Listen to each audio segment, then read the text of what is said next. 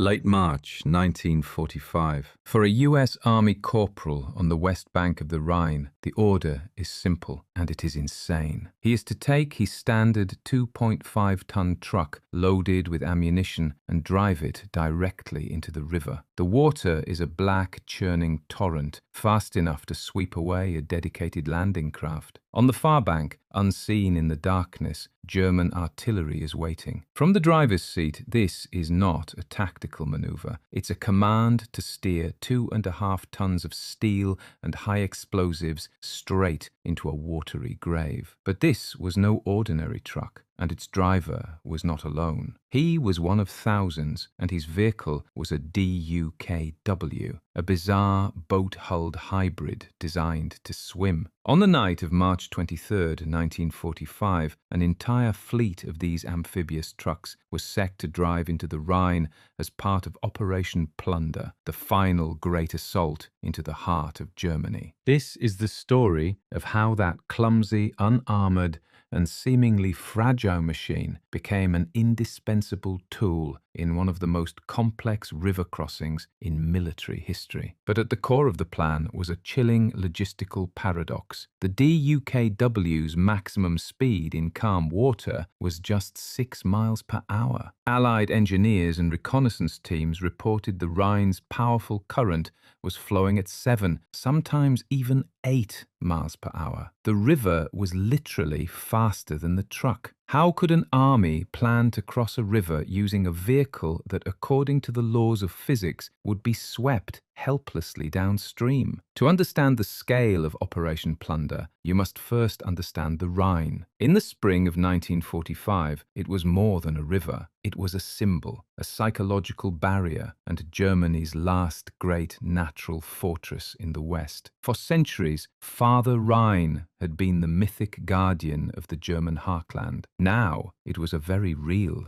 military obstacle. At the chosen crossing points, the river was a formidable expanse of cold, fast-moving water, 300, 400, sometimes nearly 500 yards wide. This was a distance that would take an infantryman minutes to cross in a boat, every second of it exposed to enemy fire. The river was deep, easily swallowing men and machines, making any thought of fording with tanks or wading ashore impossible. But the true enemy was the current. Allied engineers in secret reconnaissance missions measured its speed. The reports sent back to high command were sobering. The Rhine was flowing at a relentless 7, sometimes 8 miles per hour. That's more than 10 feet per second. This wasn't a gentle flow. It was a liquid wall of force, powerful enough to rip pontoon bridges from their moorings, to spin landing craft in circles, and to drag a struggling soldier under in moments. The eastern bank, the German side, was often higher, providing a natural balcony for artillery observers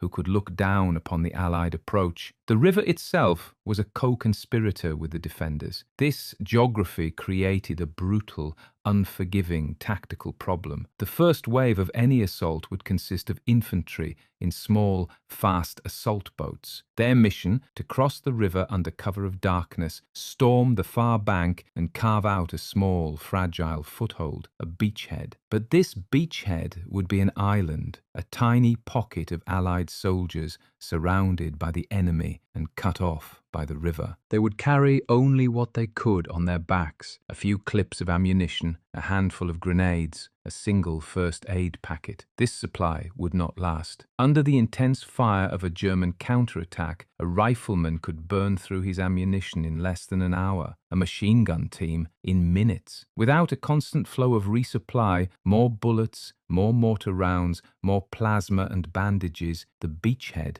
was doomed. The initial assault force wasn't a conquering army, it was a ticking clock. The German commanders knew this. Their entire defensive strategy was built around this single, critical vulnerability. They would let the first wave cross, contain it, and then methodically annihilate it with concentrated artillery and local counterattacks before any significant reinforcements could arrive. The textbook solution for this problem was the pontoon bridge. Allied combat engineers were the best in the world at building them. But a heavy-duty treadway bridge, strong enough to support the trucks, tanks, and tank destroyers needed to secure the beachhead, was a colossal undertaking. In perfect conditions, it would take half a day. At night, in a current that fought them for every inch and under a constant pre-sighted barrage of German artillery, it could take a day or longer. This created a fatal gap, a window of time lasting hours between the moment the first soldier set foot on the east bank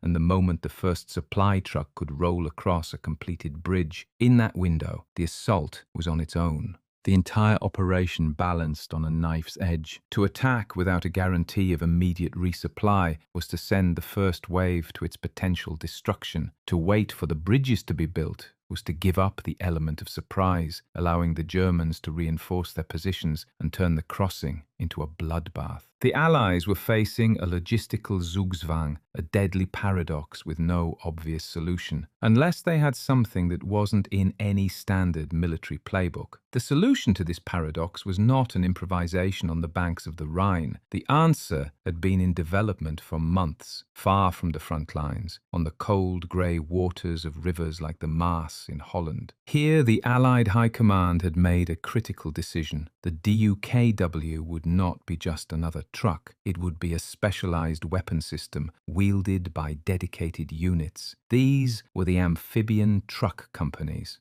Their drivers weren't sailors or boat coxswains. They were GIs, many of whom had never been on a body of water larger than a lake. But through the winter of 1944 and into 1945, they were put through a unique and grueling training regimen. Their classroom was the river itself, and their primary lesson was how to solve the impossible math of the Rhine. They were taught not to fight the current, but to cooperate with it. The technique was called ferry gliding, or more bluntly, crabbing. The concept was counterintuitive. To cross the river from point A to point B, a DUKW driver wouldn't aim for point B. Instead, he would aim his vehicle significantly upstream of the target, holding the nose of the DUKW at a precise angle against the flow. The engine pushed the truck forward while the powerful current pushed it sideways. When the angle and engine speed were calculated correctly, these two forces balanced each other out.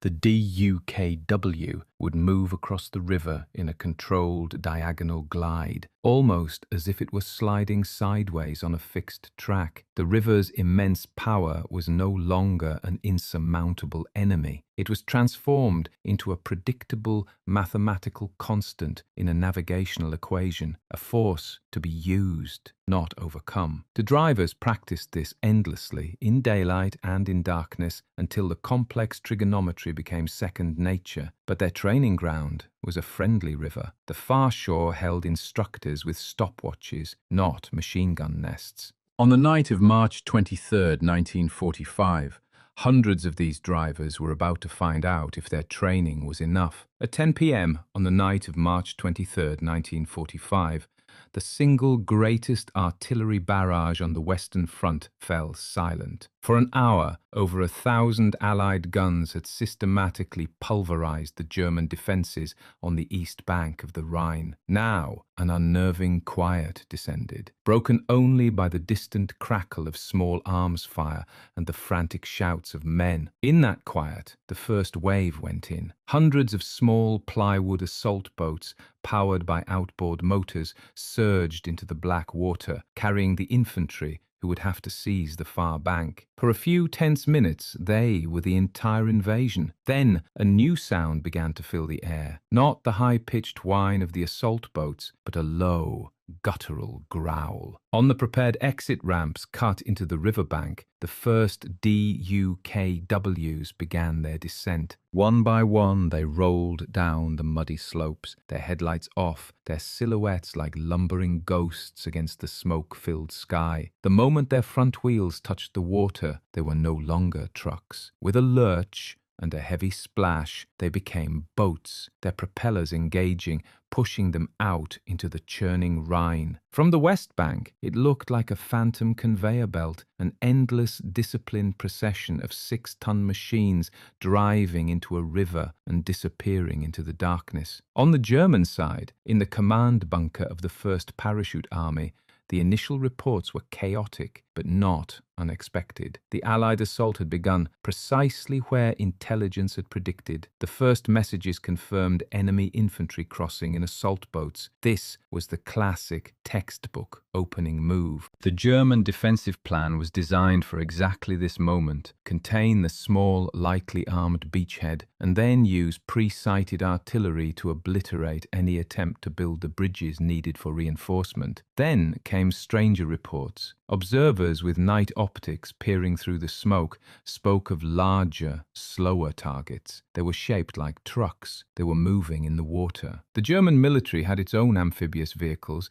like the small Schwimmwagen. The concept was not alien, but the initial assessment was one of dismissal. These were likely specialist vehicles, few in number, a distraction. The real threat, the one that could turn a fragile beachhead into a full-scale invasion, was the Pontoon bridge. German artillery commanders kept their focus on the known, surveyed construction sites, waiting for the telltale sounds and silhouettes of the Allied engineers. The swimming trucks were a curiosity, a nuisance. They were not the priority. That assumption was about to be proven fatally wrong. A few miles south, near the town of Wesel, a team of US Army combat engineers was working feverishly on a heavy pontoon bridge. Under the sporadic glare of star shells, they guided heavy steel sections into place, fighting the relentless current. Suddenly, a familiar, terrifying whistle cut through the noise of battle. An 88mm shell, fired from a well-hidden German battery, exploded in a shower of sparks and water, twisting a critical section of the bridge into a useless tangle of metal. The work came to a grinding halt. The message went back up the chain of command. The bridge was delayed. In a previous battle, such a delay might have been catastrophic. It would have meant the infantry on the far bank were cut off, their ammunition and time running out. But here, on the Rhine, something different happened. The flow of supplies didn't stop. It didn't even slow down. While the engineers scrambled to replace the damaged section, and while German artillery spotters scanned the river for the next big stationary target, the DUKWs continued their work uninterrupted. They were the system's shock absorbers. When the rigid primary method of crossing was hit, this flexible, decentralized network simply flowed around the problem. A DUKW platoon leader, receiving word of heavy shelling near his designated landing zone, would simply consult his map, pick a new spot a few hundred yards downstream, and redirect his vehicles. They were a swarm, not a single artery. To stop them, the Germans would have to hit every single one. Inside the canvas-covered cab of a DUKW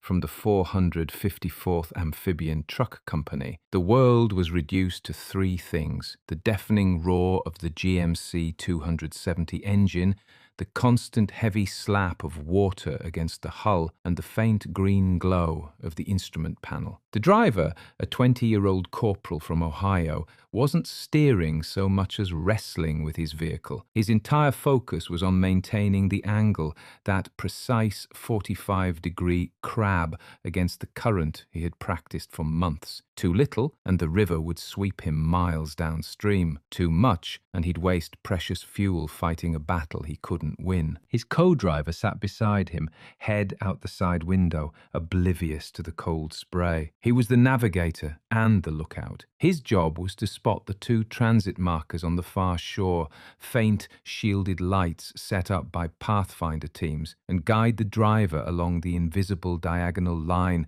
that led to their landing point. He shouted corrections over the engine noise, his eyes scanning the black water for the deadliest threats: floating mines laid by German frogmen, or the submerged wreckage of another vehicle. Every trip was a 15-minute exercise in intense, controlled anxiety. They were a 6-ton unarmored steel box loaded with artillery shells, performing a delicate navigational maneuver in the middle of a war zone. As the night wore on, the reports reaching the German command posts became more and more alarming. The Allied beachheads were not being contained, they were expanding.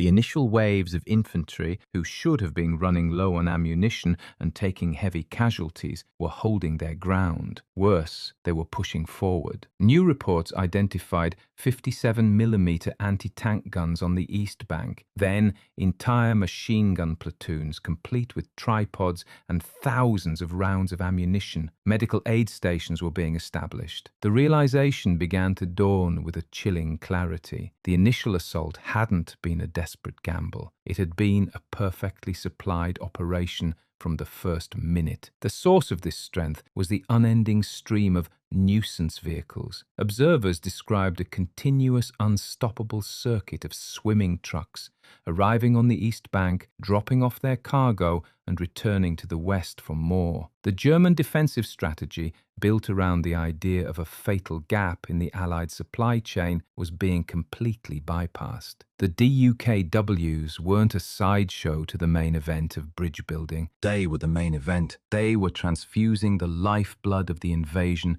directly into the beachhead, and there was nothing the German artillery, focused on its large, predictable targets, could do to stop it. This looked like the flawless execution of a brilliant plan, a masterpiece of military logistics that had outmaneuvered the enemy before the battle had truly begun. But the after-action reports, compiled in the cold light of day, would tell a different story. The image of an unstoppable conveyor belt was an illusion. The truth, buried in the dry language of official documents, is that the DUKW was a mechanically fragile machine, and on the Rhine it was being pushed past its breaking point, and it was breaking. On that single night, dozens of DUKWs were lost. Engines, not designed for hours of high RPM strain while fighting a powerful current, overheated and seized mid-river. Propellers became fouled with unseen debris. Hulls, made of unarmored steel just a quarter-inch thick, were easily punctured by shell fragments, causing slow, unstoppable leaks. Some drivers, misjudging the angle for a fatal moment, were swamped by the river's sheer force and simply disappeared beneath the waves. From the German perspective, it was an unstoppable swarm. From the inside, it was a brutal statistical game of attrition. But here lies the true hidden genius of Operation Plunder. The plan did not depend on the perfection of the DUKW. It was built on the cold assumption of its failure. Allied logisticians had designed a system of profound redundancy.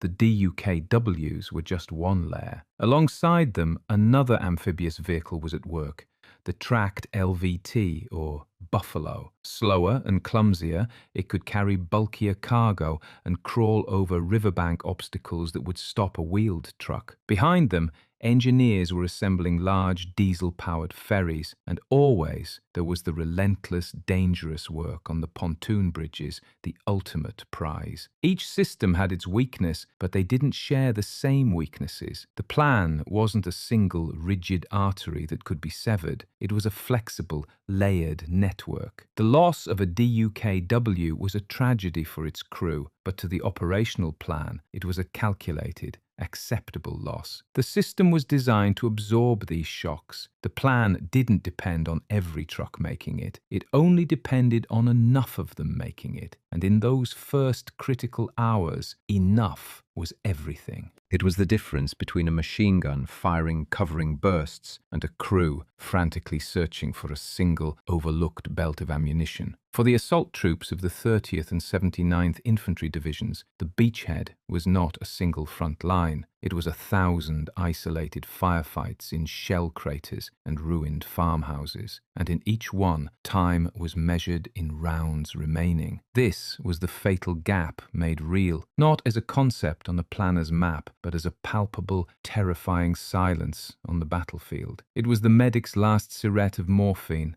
It was the forward observer's radio crackling its final fading transmission before the battery died, severing the link to the artillery that kept them alive. The German defenders, recovering from the initial shock, were beginning to probe, to press, to counterattack, sensing the moment of Allied vulnerability. But then, grinding up the muddy riverbank through a path cleared by engineers, came the answer. A DUKW, water streaming from its hull, its engine roaring in low gear. The tailgate dropped. The cargo was not glorious. It wasn't tanks or heavy guns. It was ugly wooden crates stenciled ammo, .30 caliber. It was metal canisters of 60mm mortar rounds. It was cardboard boxes of K rations and insulated medical chests carrying blood plasma. Infantrymen didn't wait for orders. They swarmed the trucks, heaving the precious boxes onto their shoulders